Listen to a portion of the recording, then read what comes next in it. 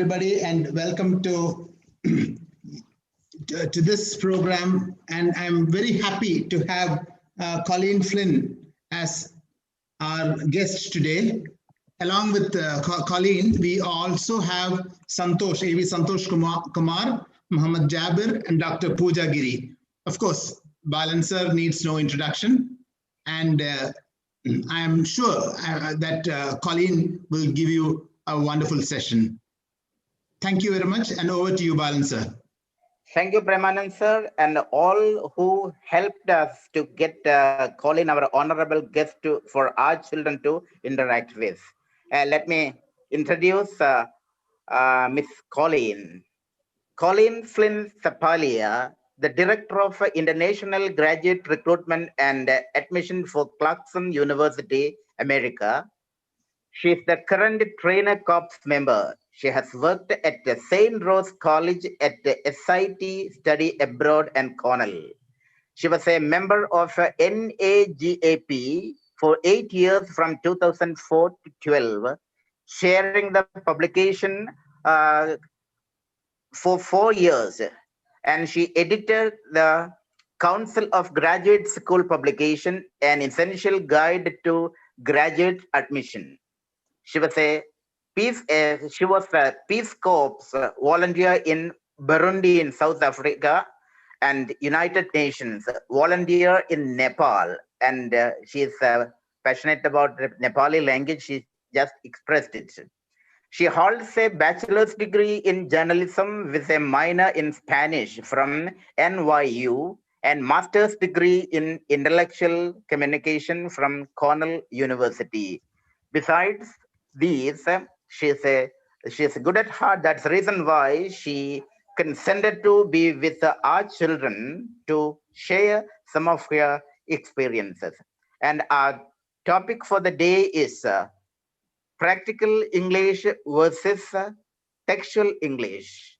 We learn language as a second language, especially English, from KG classes to PG. In spite of all these decades of effort and endeavor on mastering a language, how perfect and expertise we have acquired in using English without any fear. And that's a question. And why we learn English from the classroom to use in practical life confidently.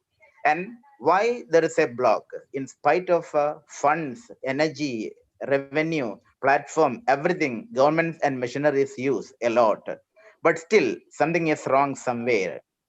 And we have a right person to interact on that one. She has got experiences as she kept in touch with many countries and culture and academics and all these, and how to communicate properly and how what we learn from the classroom can be put to practice in real life. And may I request honorable guest to speak on experience on using language effectively to get the desired end.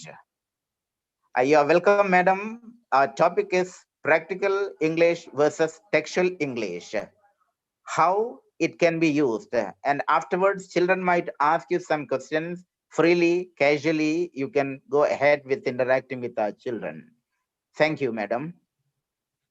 Wow, that was a wonderful introduction. You make me sound very important, but I think I'm just a normal, everyday American person. So hopefully having an opportunity to speak with someone who does work with people from all over the world, but is basically an average American person will be a meaningful experience for the students. And I would love for this session to be more interaction than a lecture from me. It's already Friday evening. For all of you, I'm sure you're looking forward to the weekend getting started, a little bit of relaxation after the week of work and study that you've already put in. So let me just speak for a moment on the theme that you gave for me about practical versus textual English, and then we'll let the questions begin from the students. One thing I wanted to start by saying is that indeed, I am a native speaker of English. I was born and raised speaking English. But as you noted, many students in India are using English from an early age. And I've traveled to India. I've watched news broadcasts and read your newspapers and TV programs, all kinds of media that are available in India. The level of English in India is very high. But what I will say is that it's also different from US English or even British English. We all who speak English have received it from the colonial efforts of the English people who traveled all around the world. And because of the diversity of places where English has gone, English has also become very, very diverse. The American English we speak here in the US is not the same as the English spoken in England. It's different in Jamaica, it's different in India, it's different in Nigeria, where I've also traveled. And what I want to say is that all of those forms of English, all of those variations are equally acceptable. There's no one that's better than the other because we all use it and we all share it, but we all make it our own. And the fact that I speak English as a native speaker does not make my English any more important than anybody else's English. But I'm happy to share what I do know about speaking and learning English around the world. In terms of textual English, I think that's the easiest way for different speakers of English to connect, because in writing, we can take our time. We take our time to compose what it is that we write, and we can take our time to decode and understand what it is that we read. So the written word offers us a different approach and a different experience of English. But when I think of practical English, I think more of spoken English. Pardon me.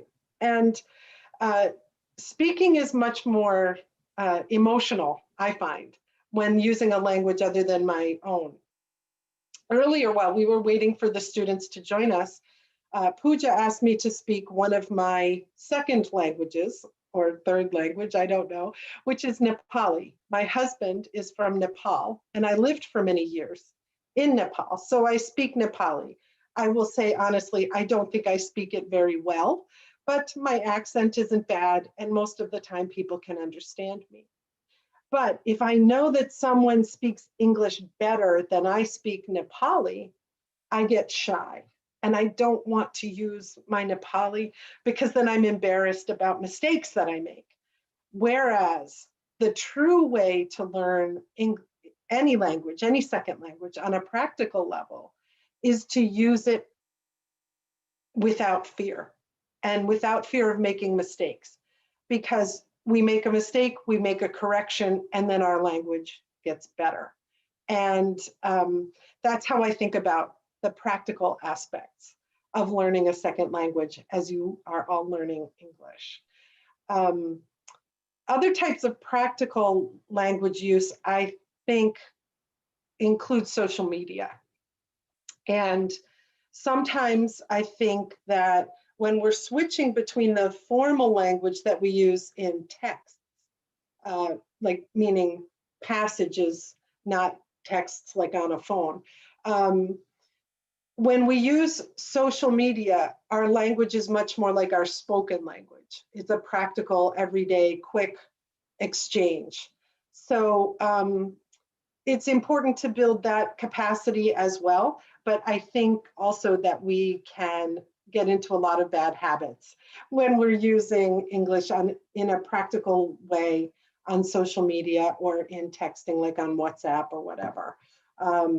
So it's important to know when to switch between that more formal language that I described as being related to written and reading English versus the informal, more practical, everyday exchanges that we have speaking with one another and also over social media and texting platforms. So those are my quick reflections on the differences between practical English and textual English. But I would love to hear from students with your questions, not only about learning English. If you want to ask me about things related to life in the United States, or my experiences living abroad and learning other languages, I welcome those questions. And I hope that we can have a bit of a dialogue, not just a monologue from me. Thank you, madam, for the briefing from the light of experience. Now, Premanand sir, anything else to sandwich in between? Hello, Premanand sir? Yes, Mohan sir. Anything more to say in between? Because now the forum is open for children to raise their queries, and madam is ready to address their questions. Yes, Anything I in think between? they'll be very eager to ask questions. So we will give the floor for them. Okay. Dear children, now the forum is open. Madam is ready to listen to you first, and you can raise some questions, some casual question. Madam is ready. Maybe based on what you have been listening, she has been giving an idea in the light of her own experience. And simultaneously, don't ask question one by one. Who comes first? Sir? Sir, one at a time. Introduce yourself and come up. Okay. Hello, ma'am. My name is Gauri Nandana from 9th H. Hi, Gauri. And hello, ma'am. May I ask you a question? Yes.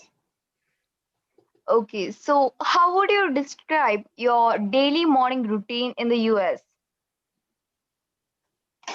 Okay. That's an interesting question.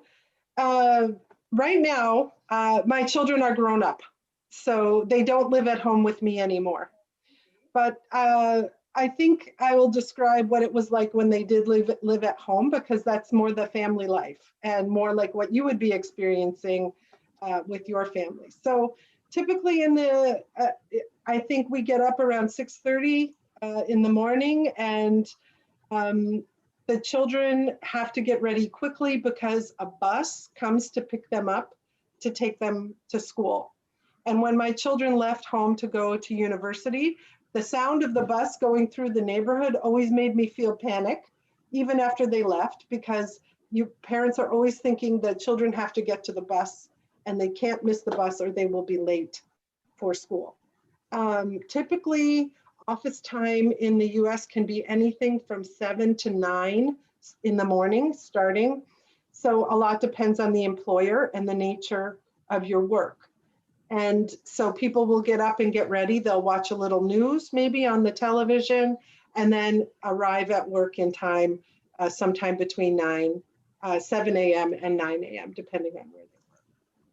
So that's just a little picture of what a morning routine is like in the US. Okay, thank you, ma'am, for sharing that. Sure. I hope I answered your question. You're always free to ask a follow-up if there's something specific that you wanted to know more about. Okay, thank you, ma'am. Ma'am, hello. Hi.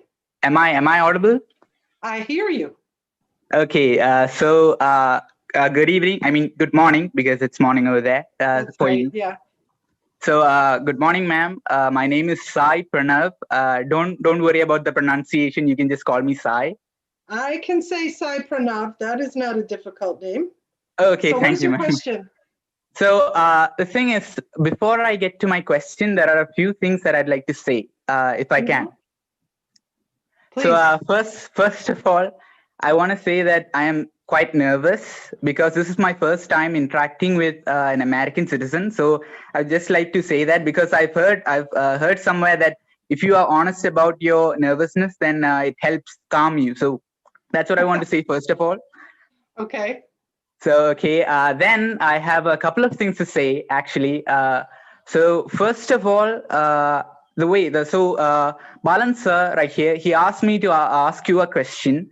So the thing is that the way that I'm used to speak in English, what I do is that I don't just spit a question at your face and then wait for you to answer and then keep nodding as you answer and then say thank you at the end. That's just not the way that I'm used to. So the thing is that what I do is that I describe the question. Okay, I say what's the impact of the question. So why am I asking this question? Why am I asking this question? So I go into all of those things, and I hope it really. I hope everyone here is comfortable with that, because I need that permission from all of you. Please fire ahead. Okay, the second thing is that the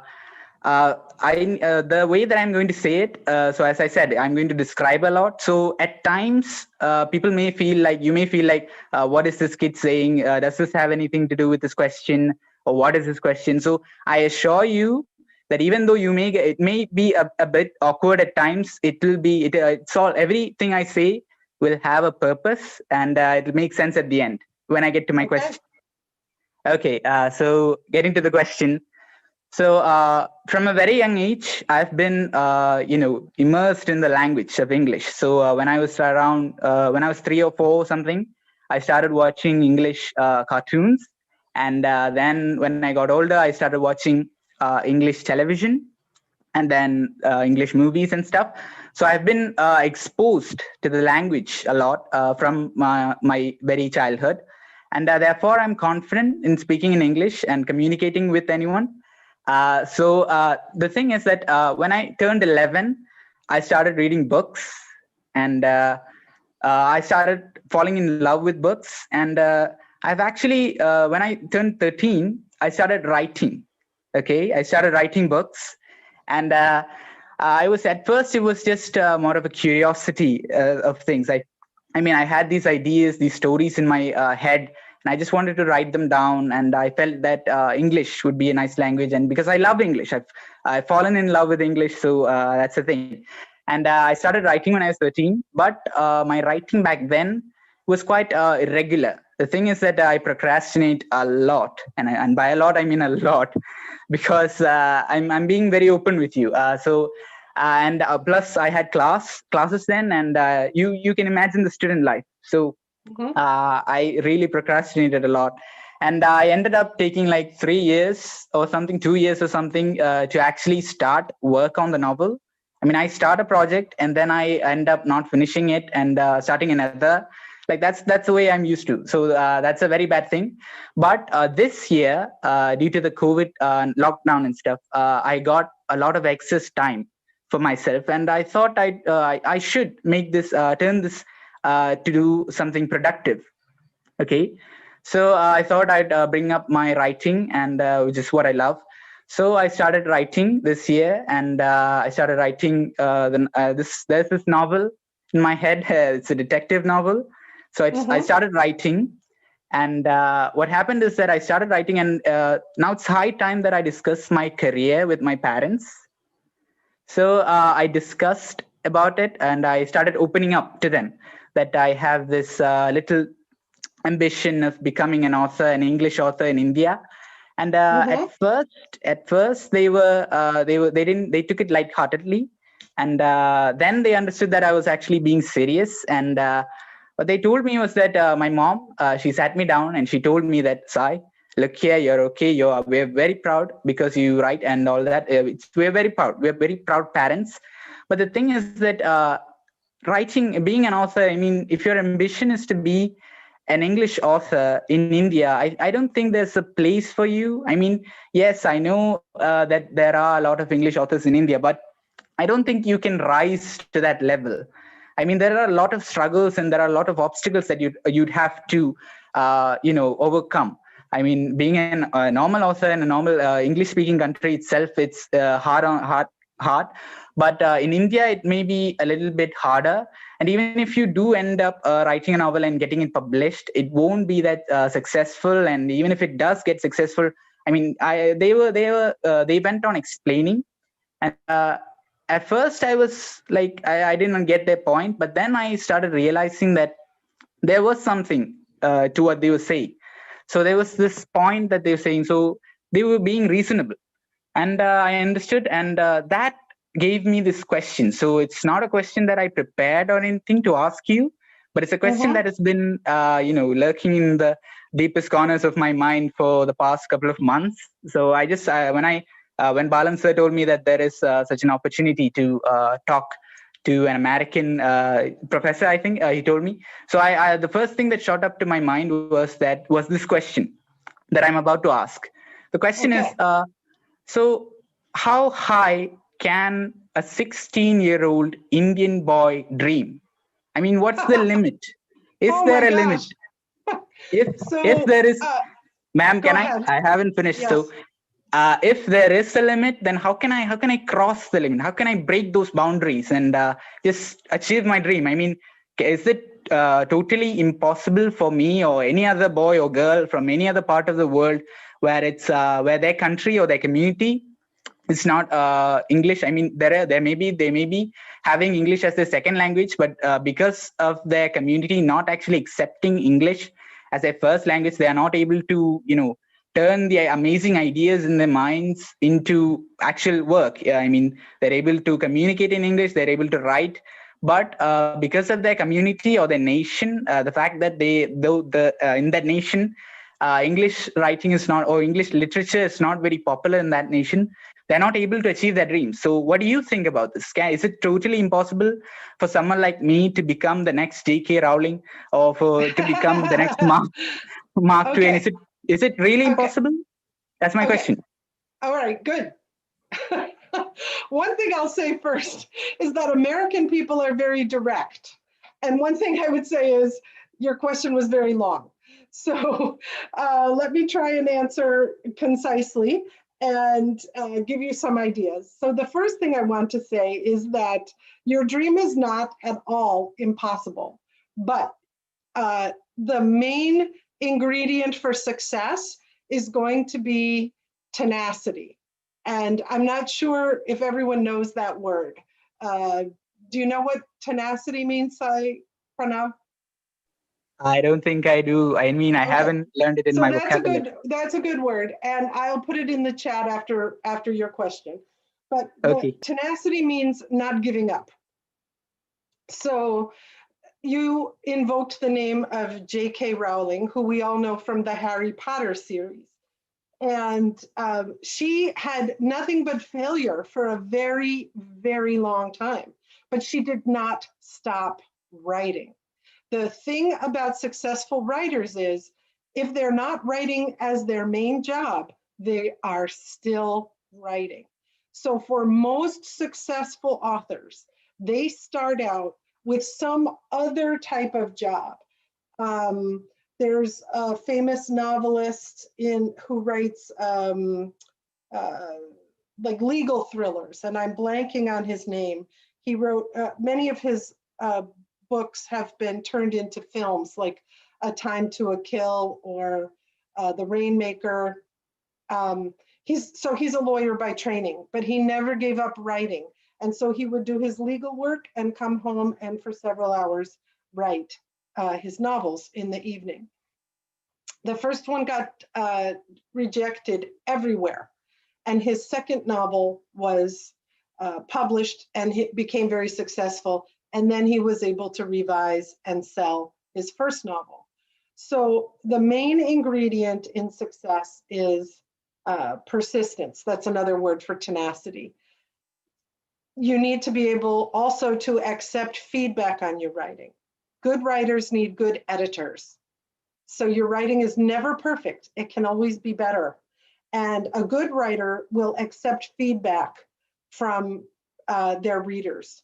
So if you read novels regularly, you will see that in the acknowledgments at the end of the novel, or sometimes it's at the beginning, the author will talk about people who read early drafts of the story and gave their honest feedback on the story.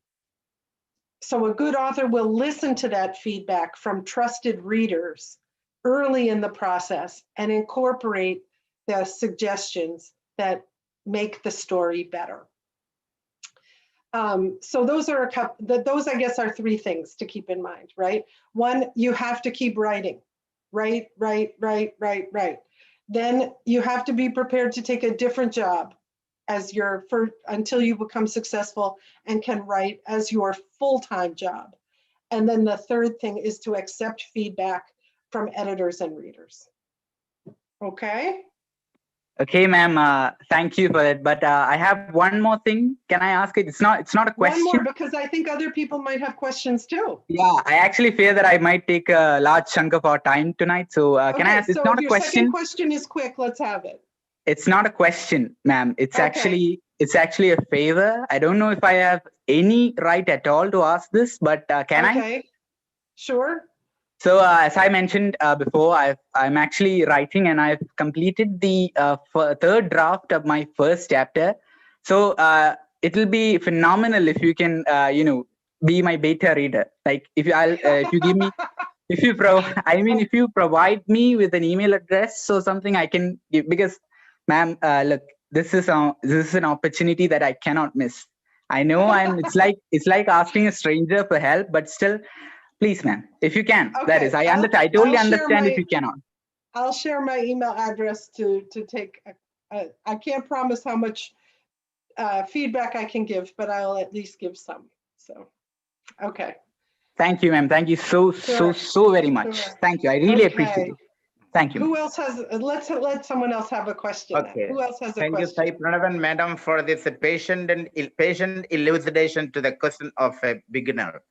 Okay, congratulations. And over to another boys or girls who are ready to pose some questions to Madam. Sir, can I ask? Madam. Who's speaking? My name is Devangiri. Okay. And my question is, what is your opinion about Indian culture? That is a vast question, because you live on a vast subcontinent. And I have had a good opportunity in my life to travel to different parts of India. I have been to the Hyderabad area, I've been to Delhi, I've been to Chennai, I've been to Gujarat, I have been to Mumbai. Once I went to Kolkata, but very short. Anyway, so I've traveled around a bit. And one thing I can say is that there's no one Indian culture. Indian culture is so vast and so diverse. You speak many different languages. You have different religions being practiced. So there's a lot of variation, and I find that beautiful.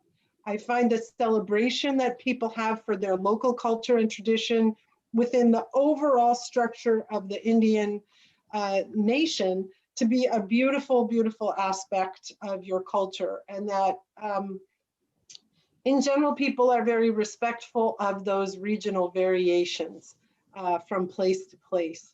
And back to our topic today of English, one of the things that is very helpful for me as a visitor to India is that your common language is English.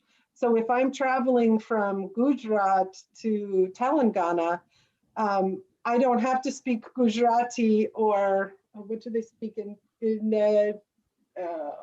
I'm blanking on the name, the main language in Hyderabad, but I don't have to speak those local languages, right? I can still use English, and I can manage very well to get around from place to place. So as a visitor, to me, that is a very big plus point. But what I love about India is the variety, the variation, and the pride that people have. People can hold that, let me say it a different way. That one of the things that I love is that people can hold pride and love for their local language, religion, traditions at the same time as they hold an identity overall as an Indian. And in a huge, diverse country, that is a characteristic of the people there that makes your nation very strong and a beautiful place to visit. Okay, thank you, ma'am. Thank you for the question. Excuse me, sir. Can I have Excuse me, sir. May I ask you a question? Excuse me. Yes, I think 3 different people were trying to ask. So I think some, Abiran, why don't you go next? And then Vishnu, and then Ameya. Okay, ma'am. Abiran, did you have a question? Yes, ma'am. Okay, please. Okay, ma'am. Ma'am, you said that you come to Kerala. I have not been to Kerala yet. No? I haven't been to your part of Kerala. Yeah, ma'am. Do you come to Kerala? I have not visited extensively in Kerala. Okay, ma'am. Then you said that you came to India. Then Yes, what I all have been things? to India a bunch of times. Yes, ma'am. What all things can you observe from India? Except What's that? What all things can you observe from India? Okay. From different from your place. Okay. Well, one of the first things that I would observe is that in India, people's family and heritage is usually linked to where they come from. So your family probably goes back a very long time in Kerala, maybe even hundreds and hundreds of years.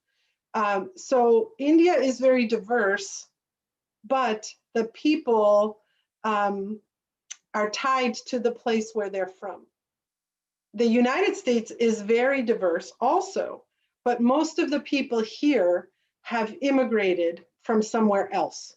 So they don't have that heritage that connects them so deeply with the place.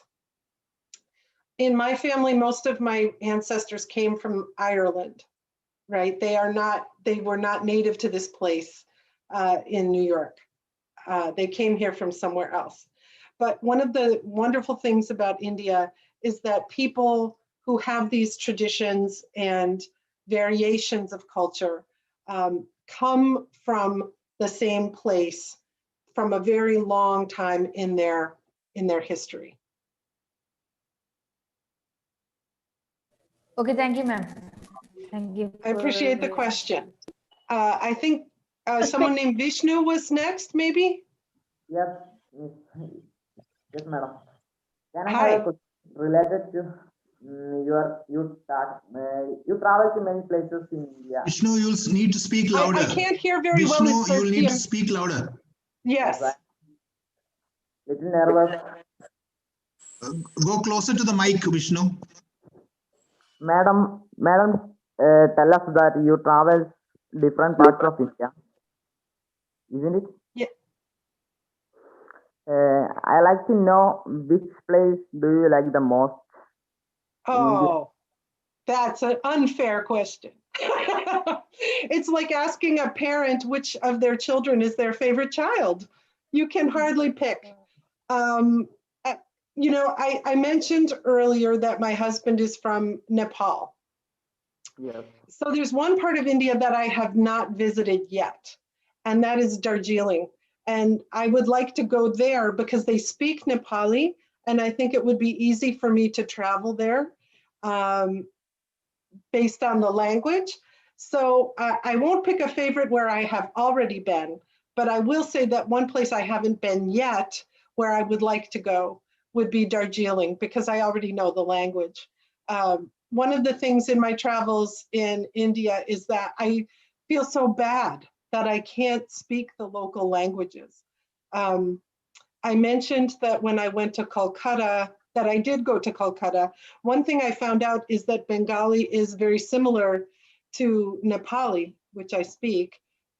And so I could understand some things that people were saying, and it was very shocking to them.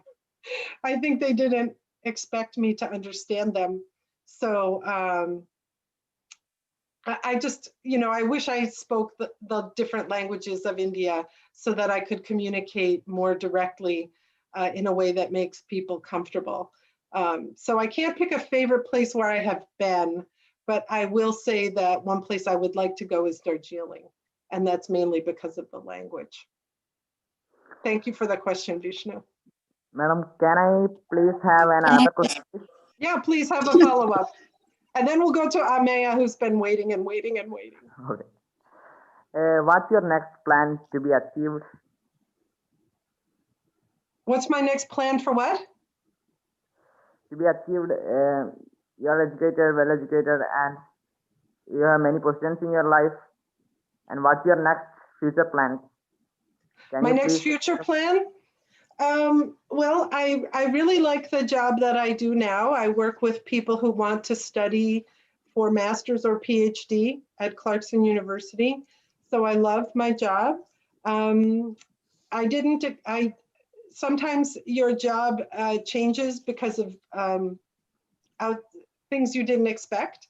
So I think I just stay open to possibilities and for different ways to serve the university where I work. So I don't have any big plan. One thing I'll say I look forward to is when the pandemic is finished, or where we've got it more under control and people can start to travel again. One of the things that we can see just from this time we are spending together online is that interaction with people who are different is a way to broaden your own understanding of the world. And it's even better when you can do it face to face. So while this kind of forum is wonderful, what I truly miss is connection with people by meeting them in person. And so I am looking forward to the day when I will be able to travel to India again. Maybe next year, maybe the year after that. But I'm looking forward to my next trip. Thank you, ma'am. Sure. Ameya, you're up. It's your turn. Okay, ma'am. This is a pleasure to introduce myself to you. Okay. My name is Ameya Alif, and I'm from Itai. You had said you had visited many times India. Mm-hmm. So which climate do you like, Indian climate or American climate? Well, I am accustomed to a climate that has winter, spring, summer, and fall or autumn. So winter, I don't think many places in India have as cold of a winter as we have here in the US. And I don't mind the winter, but I don't know if it's my favorite time of year. So I like a more mild climate. Where it's super hot, I'm not that comfortable. So I love coming to India like in February because the weather is not yet too hot. And I'm escaping the cold weather here in America. So I remember one trip that I took to Hyderabad, and it started in February. And back home, I had been wearing big, heavy coats with scarf around my neck. Sometimes people call that a muffler, but a scarf around my neck, and hats and boots for the snow. And then I could leave all of that behind. And when I went to India, I could sit outside and it was so beautiful. So I think it's all about the contrast. I like wherever it is a nice, mild temperature, like 23 degrees, 25 degrees, like that. That's my favorite. Okay, thank you, ma'am. Thanks for the question. Can I ask a question? Yes, sure. I'm Riona C. from 8th. Okay. Okay, my question is about some people. Sometimes people laugh at us when we try to communicate in English and we are discouraged. What advice do you like to give to such people? To the people who are criticizing, or to you? People who are discouraged. People who are discouraged. Of course, my advice is try not to be discouraged, right? You are speaking my language beautifully, right? We're sharing English. There's Indian English, American English. We're communicating perfectly. If you were asking me to speak your language, I have no capacity. So I cannot criticize you. I cannot discourage you. I am in awe that you are speaking English so well when it is not your first language that you speak at home with your parents. You are not just learning English, but because you speak English, you're able to learn other things, right? So let's say you have a passion for chemistry. If you want to read research articles about chemistry, you need to speak of a language like English or French or German or something like that. So because you speak English already so well, you've got a key to all kinds of other types of knowledge. I have no ability to speak your language, and so I'm in no position to criticize. I think that it's important to keep the context in mind. I don't think that anyone really has a right to criticize someone else for how much of a foreign language they speak or what accent they have or anything like that, because mastering a second language or third or fourth language is a very difficult thing.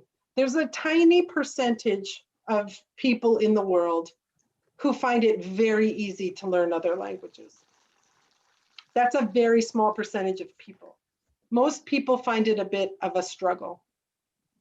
And so my advice is to embrace whatever struggle that you have and to stop and take a deep breath and appreciate how much you've already learned and how well you already communicate.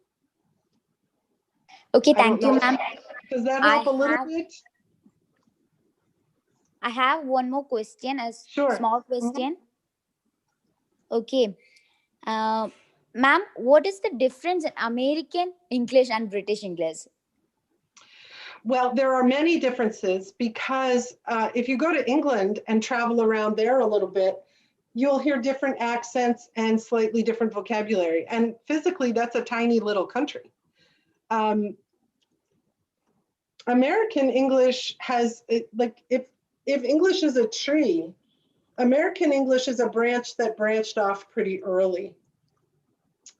So our accent is different and our vocabulary is slightly different as well.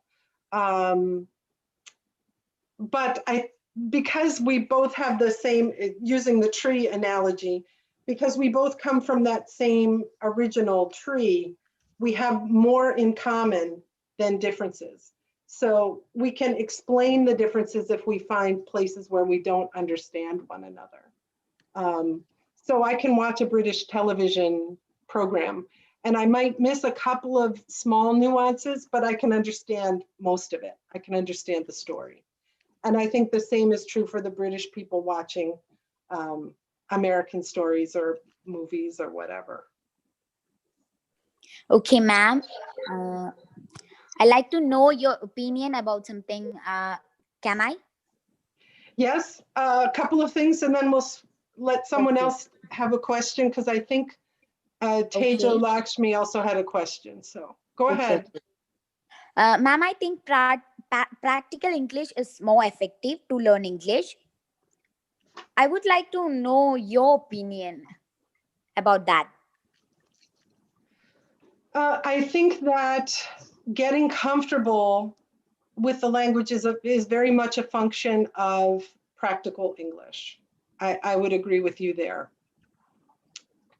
You need the textual English, to go back to our theme for tonight's talk. You need the textual English in order to master the academic usage of English for things like research and writing papers and reading history and all different kinds of subjects. But to be a total, full package user of English, you really do need to have that practical aspect of English, which is largely informal.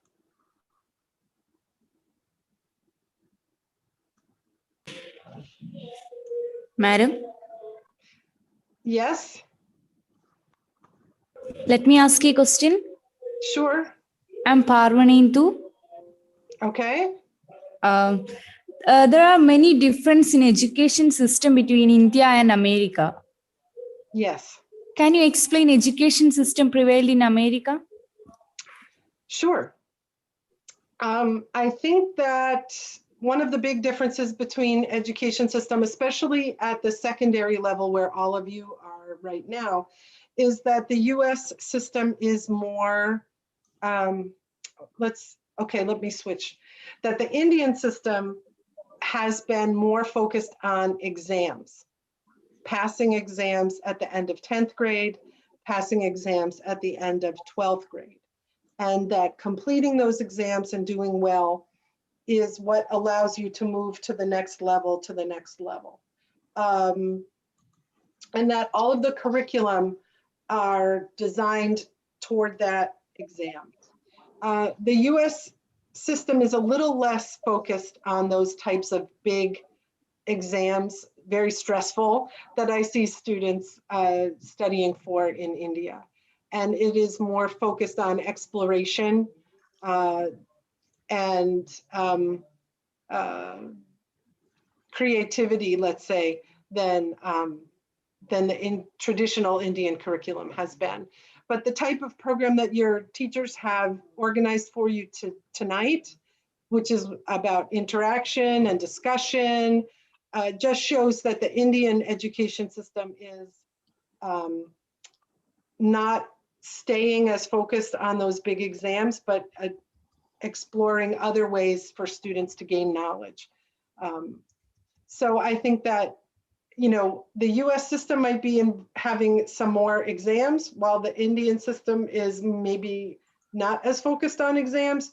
There's always shifting, but I think that's the main difference, is the focus on exams in India that is not as strong in the United States. Thank you, ma'am. I have another question. Okay. Dear children, by the way, madam has been with us since 10 o'clock. It's going to be 12, and we can have her with us 20 minutes more in between. You can ask. Yeah, we got a little bit of a late start, so I'm happy to stay a little bit longer. Sure. Okay. Thank you. Then go ahead. Yeah. And still let's confine by maximum 10:15 here Indian time. Okay, will it be okay, madam? I don't know the time difference. Here it is going to be 10 o'clock. That is a year. There in America, it may be 12 o'clock. So you're talking about 20 minutes more? 25 minutes more. If you're comfortable, no fine. problem. Yeah. Okay. 20 minutes, 25, that's fine. Okay. Okay. Thank you. Remind me, Parvanandi, were we still with you? Did you have a follow-up question? Okay. How many countries have you visited? If I started counting, it would be a long list. I have been very fortunate. I studied outside the United States when I was a university student. I went to Spain, but I also traveled to England, Scotland, Ireland, France, so many countries in Europe. And then when I was a Peace Corps volunteer for the United States, I lived in Burundi, which is in East Africa. There, I went to many other countries like Togo, Nigeria, Ghana, Kenya, South Africa. So some of the countries I visited for work and some for study. In South Asia, I've been to Nepal and India. I haven't visited Bangladesh or Sri Lanka or Pakistan yet. So those are on my list that I would like to go to. And I've been to a few countries in South America. I've been to Vietnam. Yeah, so I've been very fortunate to have a career where I get to travel to all of these countries and meet lots of different people. Thank you, ma'am. My pleasure. Ma'am, I'm Teja Rashmi. Hi, Teja Lakshmi. You've been very patient. Okay, thank you. Good evening. Ma'am, I want to ask you that. I want to be a neurologist and I also wish to study abroad. So what should I do at this age? You want to be a neurologist, like study the brain? Yeah. Okay. So you really have two different kinds of options. One is to come as an undergraduate student and try to go through all the way from university through to postgraduate. The other is to do your undergraduate at home in India and then to come and do postgraduate outside. You could come to the United States, you could go to England or another country. One thing to keep in mind is if you wanted to become a medical doctor and study neurology rather than just study like neurological science, in the US, you cannot study medicine as an undergraduate degree. We don't offer it that way. So we don't have anything like MBBS in the United States. It does not exist. But that's more of a British pattern education. So if you wanted to do MBBS, then you could try to study for a residency outside of India. So it's a little complicated where medicine is concerned. Okay, thank you. You have great universities in your own country for much of this. Okay, can I ask you one more question? Sure. What was your age goal at your younger age? What was what? What was your goal at your younger age? When I was in high school, I wanted to be a dancer. I was an excellent dancer. I studied ballet, I studied modern dance, and I even started my university studies as a dance major. But I had an injury to my knee. And I realized that I could continue to dance for fun, but that I probably could not dance as a career. So I switched my major from dance to journalism because I was a very good writer. And so that took my life in a whole different path. And so my experience in communication led to my international experience. But that, Lakshmi, that is something that today many people do not know about me, that I was a dancer when I was in high school, because it's not something that I do all the time anymore. But I'm glad you asked me because I have many beautiful memories of being a dancer. And it just shows that when life gives you a challenge or an obstacle, that you can't stop and just cry and say, oh, I'm so sad that, now I can't do what I wanted. Luckily, I had great support from my family and friends, and I found a completely different way forward in my life and in my career so that I can still appreciate beautiful dancing and beautiful art without having to do it myself. And I do different things and share my creativity in different ways. Madam? Okay, thank you, ma'am. Sure. Madam? Yes, Abhiram, yes. Can I ask one more question quickly?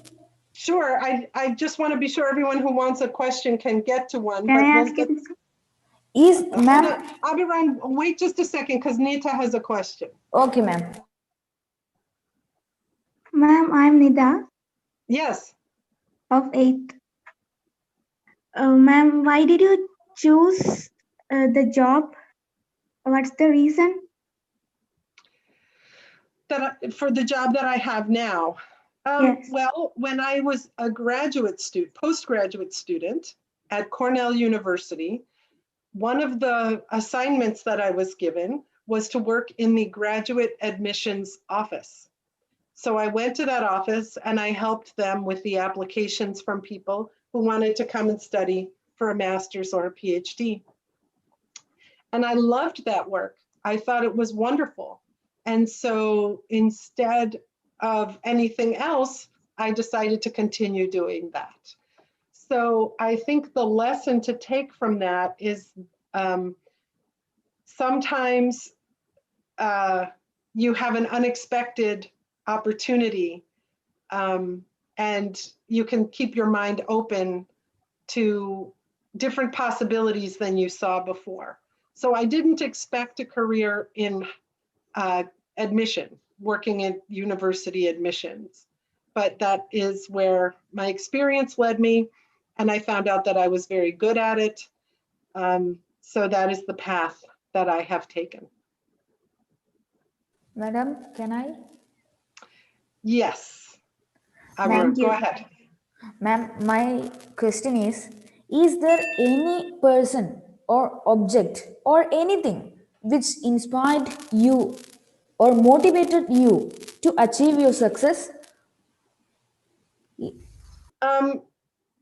I think the person who has inspired me the most is someone who I met when I was a graduate student, a master's student at Cornell University.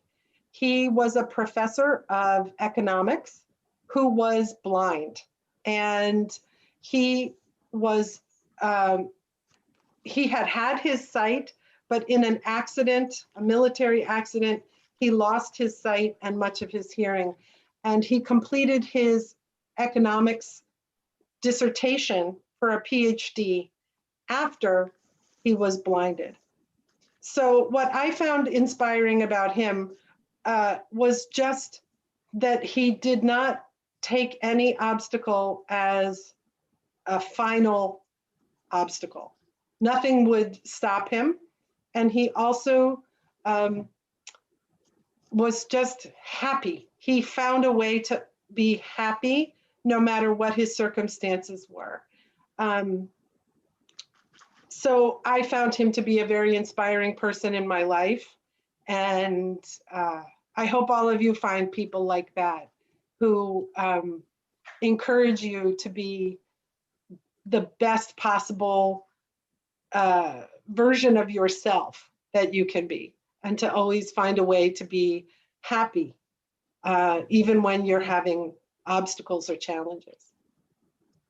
Ma'am, Yes. then what all things do you suggest to us to achieve our success? Well, in the answer that I gave to Sai Pranav about writing, I said to be tenacious, which means to be persistent and to never give up. So Okay, I would say that is good advice in any discipline, to be persistent and to stay focused. So if you think, like I did, that you want to be a dancer and then something happens and you can't be a dancer, you have to find something else. You either find a way to participate in music and dancing in a different way, or you find a different career. So it doesn't have to be dancing. So maybe you want to be a scientist, but something happens and you can't be a scientist. So then figure out what it is that you do want to do, right? Don't focus on what you can't do and okay, be ma'am. upset or angry. Figure out what you can do and do it as well and with an open heart that you can. Excuse me, ma'am. Yes. I would like to ask a question. Sure. It's a common question. Okay. We all are familiar with that, and it is related to the pandemic. So my question is that COVID-19 has taught the mankind a grim lesson, and it's a novel experience to mankind. So what are your experience about that, and what are your thoughts about this pandemic situations, and how do you face these situations? Well, yeah, COVID-19 is a crazy experience, something none of us could have expected. I should start by saying that I'm in a very fortunate position. My job is continuing. Many people in the US have lost their jobs. But yesterday was a holiday in the United States called Thanksgiving. It's not a religious holiday, it's a national holiday. And we usually pause and try to figure out what we think of as our biggest causes for gratitude. So I think that in general, COVID-19 has made us all have to stop and figure out what's important to us. So, for example, I like to see my parents, but my parents are 80 years old. So we have to all be very careful because we don't want them to fall ill, right? So part of the pandemic for me is figuring out what's important and how to stay focused on what's important. I also think that a lot of people have put various things on hold, like getting married or other life milestones because of COVID. And I think that's kind of a mistake. I think we should all be moving forward as best we can, even though we're facing these difficult times of COVID. I remember near the beginning of the pandemic, maybe after a month or 2 months, the environmental scientists started to realize that because we were using vehicles much less, that that the air was becoming much cleaner. So I think it's been an opportunity for also for us to look at the I think by 10 impact that o'clock we we all end, right? have on the environment. It's about, okay. Because, she's thirsty and all that. We can all hear you, sir. Is there something that, should we stop or? Okay, it's almost 2 hours she has been with us. She is tired. She has been very patiently and crystal clearly addressing the queries asked by our students. Anyway, both the listeners and those who asked a question and madam very actively and positively addressed them. It's a great of you, madam, entertaining the questions of the youngsters and giving them feedback. It's Is there nice. anybody who has a final question? I have a question. Carry on. Okay. Greetings, ma'am.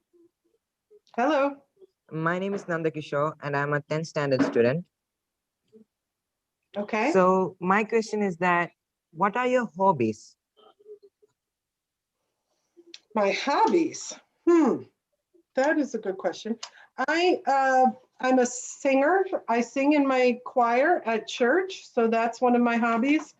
And I also, I like to read. I read a lot.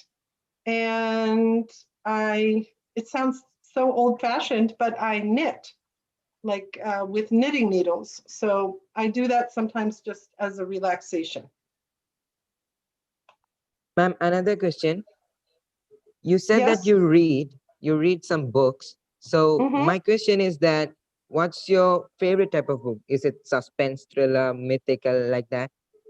Which one do you like most? Lately, I have been reading a lot of historical fiction. So stories set during World War II or World War I, sometimes the US Civil War, things like that. Thank you, ma'am. Sure. Ma'am. Yes. One final question. Ma'am, I have a doubt. Okay. That I hear something. I don't know it's fake or real. That Americans has no relationship with the family after marriage or getting older. Is that correct? That is such a common myth about Americans.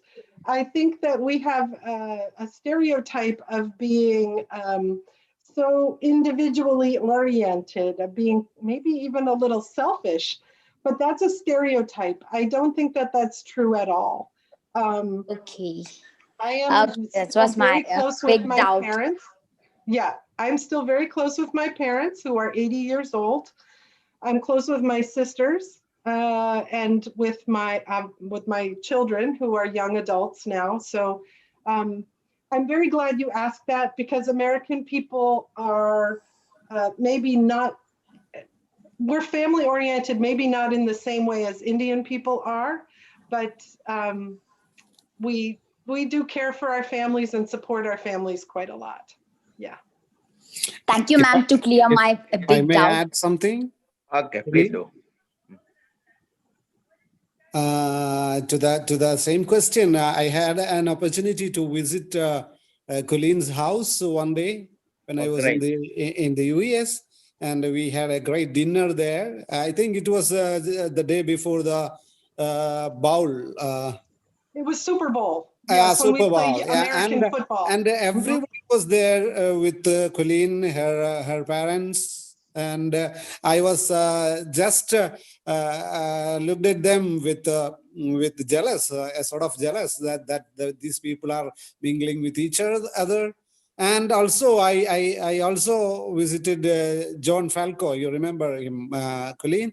And there were Falco's grandchildren, and every family, Falco family members were there. And it was quite amazing to see American people having such a wonderful family life there. And as you said, it's a myth. It's a wrong myth about American people that they are not having this kind of family life. Okay.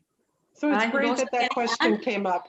Dear children, the person just spoke to you is Mr. A.V. Santosh Kumar, poet, and we greatly owe to this gentleman. It's through whom we got our guest today to interact with you. Thank you, Santosh sir, in between. Right. If I could add to what Santosh sir said, can I add?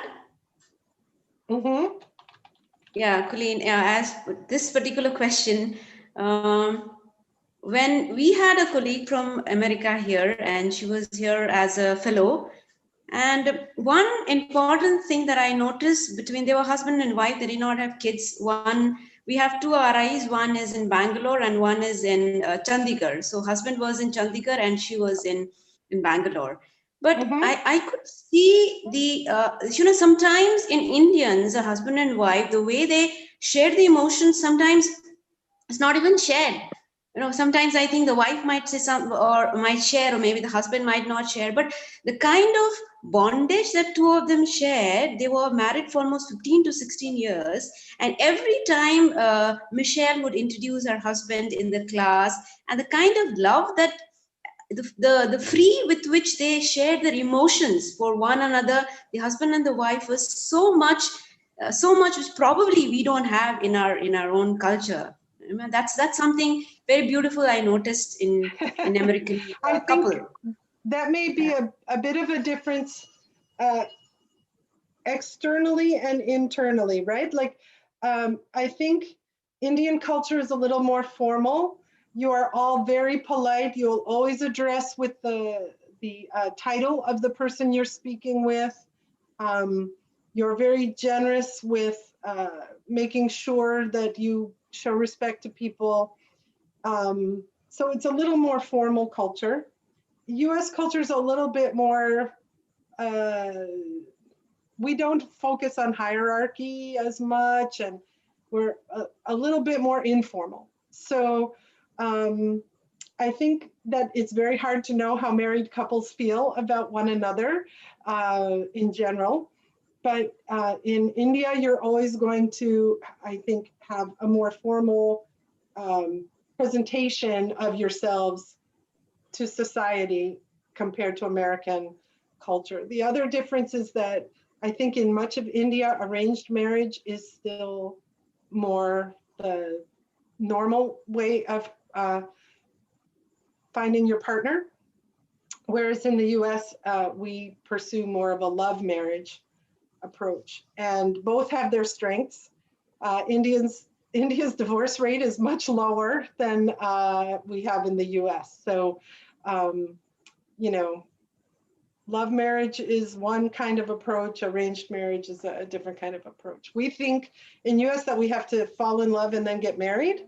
And I think in India, the idea is more that you're going to get married and then fall in love. So it's part of that diversity that I was talking about earlier. Thank you, madam. And of course, let me ask you one simple question, madam. That was the very purpose of this program. Did you find any kind of hitch or difficulty in understanding the questions or English or accent our students asked? Your students have done a wonderful job. Thank you, ma'am. I'm trying to remember who it was who asked the question earlier about feeling sometimes nervous to speak English because of being judged by others. I hope that nobody felt judged by me, but if I have to give an assessment overall, I would give everyone very high marks for the quality and of the English and the depth of the questions that were asked. Madam, I've been taking extra care to give them only English exposure for the past 16 years. I never use my mother tongue here, only English. I promote them and I want them to come up. In future, when they go out after their education, they should be able to interact with people to their purpose. That's my aim. And that's, and of course, it is true, dear Mr. Sandosh, I got your chance here to be with our students. And shall we come to an end? Shall we wind up this session for the time being? Let's continue at your leisure after 6 months or 1 year. Okay. If you want to invite me back, I'll be happy to come. Thank you. And of course, now it is time. Tutors, my dear friends, my colleagues, do you have anything to ask in 1 minute or 2 minutes? If not so, let's let me invite. Yes, sir. Okay, please carry on. Ma'am, I'm Wahida, a colleague of Balan, sir.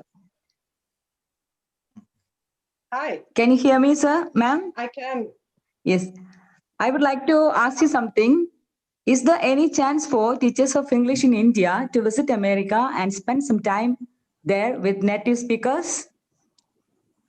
Well, of course, you know, after the pandemic, teachers can always come as tourists.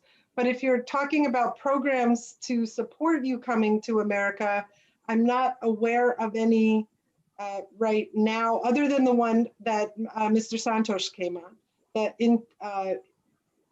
International Leaders in Education program. And if you approach him, he can tell you more about the application for that. The US State Department has a couple of programs.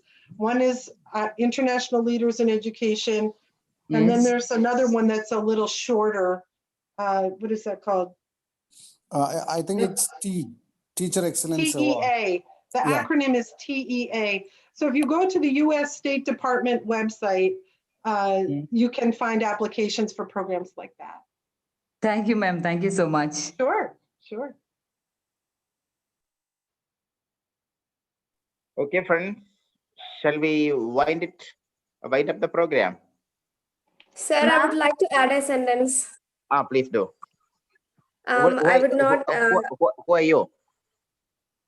Sir, I'm Nandana, and I asked the question earlier, but I don't get a chance to thank ma'am.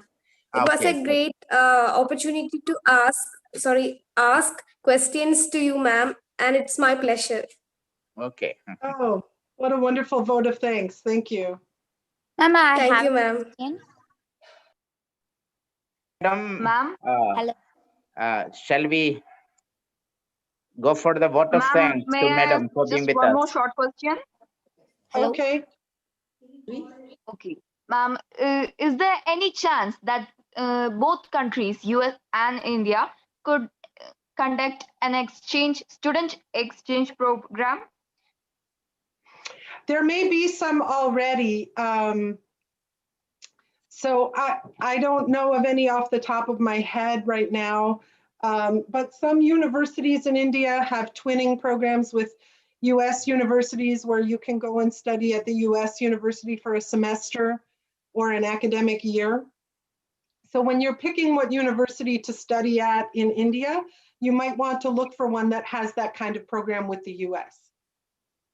If I could add to that, Devgiri College, St. Joseph's College, Devgiri has a twinning program with Virginia Commonwealth University. And the subjects that they have are presently data sciences and masters of business administration. So possibly, Gauri, you could look into these two courses. That's good, sir. And by the way, madam, as children asked one more question, as you interacted with our students, do we have any provision for students of America to interact with these kinds of a small group of students to interact with like this? So you're looking for US students to be the guest visitor for this type of interaction? Okay, sir. Okay, madam. Yes. Could you make it? I can try and find someone for you. Okay. Yeah, I can try and find a young person for you to invite. please. Okay, at your leisure. And Pooja madam, thank you madam. And Pooja madam, now over to you for vote of thanks on behalf of the entire students of India in general and Government Higher Secondary School Kokkallur in particular. Right. Madam, Pooja madam, are you with us? Yes, I'm here, sir. I'm here. Okay, go ahead, madam. Yes.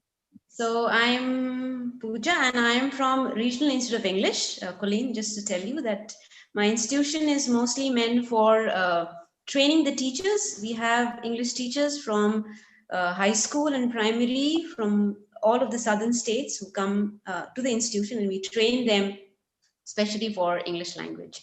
So I'm here to formally thank the entire members of the webinar today, and I thank Balancer profusely for giving me this opportunity to not just to propose a vote of thanks, but also to participate in this very insightful interaction that Colleen had with the students. So first of all, I would like to thank Dr. Premananda sir, St. Joseph College, for being part of this program. And in fact, he was the first one to join and initiate and welcome all of us to ensure that everybody has logged in. So I thank on behalf of all of us present, and especially I think thank from behalf of Balancer also for organizing this webinar and ensuring that technically everything goes on fine. So thank you so much for your presence today, sir.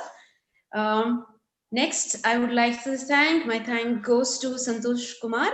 He is the Fulbright scholar, and I think what I have understood from Balancer's talk is that he was the one through whom we have been able to invite Colleen for this interaction today. And I thank you, Mr. Santosh, for coordinating with Colleen and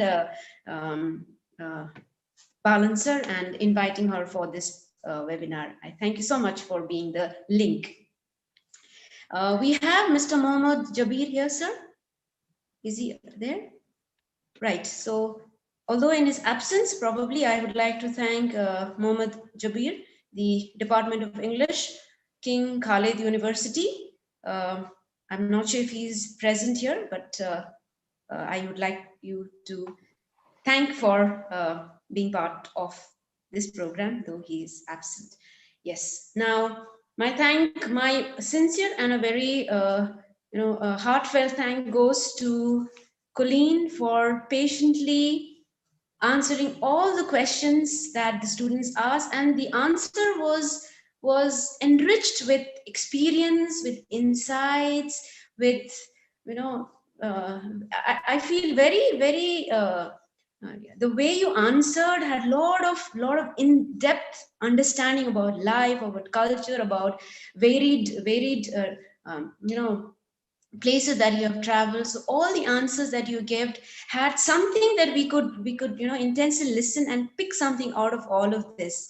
So and one more thing I could see in your answering is you were very patient. Our children asked you different kinds of questions mixed with their innocence, and you are very patient to answer all of their questions with a warm heart and your own experience that you have had from life and your travel and being and the profession that you are in. So my sincere thanks goes to you, Colleen, for accepting this invitation from everybody here, including students, Balancer, Premananda sir, Mr. Santosh Kumar, and from myself for your presence today. And next, my thanks goes to Mr. Balan too, because he was the one to initiate this. He was the one to conceive this very idea of having a webinar with an intellectual from a different country. We have had webinars, a couple of webinars during pandemic and other issues where we have had speakers from India, but I guess he tried very hard to bring in a foreign, a native speaker rather from America and ensure that they have an interaction with the students. And as we know, Balancer is a very dedicated teacher, an individual with lot of knowledge not only keeping inside, but to be able to share, and anything, any topic that we talk with him. He has so much of information. So thank you, Balan sir, for inviting me to this program and for organizing this. It went really very well. And also I think you ensured that students, get this opportunity. So this particular act itself is something that we should give credit to. So thank you, sir, for organizing this. And my final thanks goes to all the students. I deal with teachers who come from government schools, and I know how the students are. But I was very happy indeed. I was very happy to hear you all speak such good English, with a lot of confidence and with a clarity in your voice. And the questions that you had, maybe you have had a discussion with here and there, but all the questions that you had asked were filled with insight intellectually. These were not questions which were very superficial, but every question that you had asked had a lot of meaning in it. So I thank all the dear students for participating in this and asking very interesting questions, which also led to Colleen having variety in her answers. So I think that's what has been my experience of listening, being part of this webinar. And I guess with this, I will end my vote of thanks. Thank you everybody for your presence today. And thank you, Balan sir, for inviting me. Thank you. Thank you, Pooja madam. Premanand sir, would you like to add something? Premanand sir?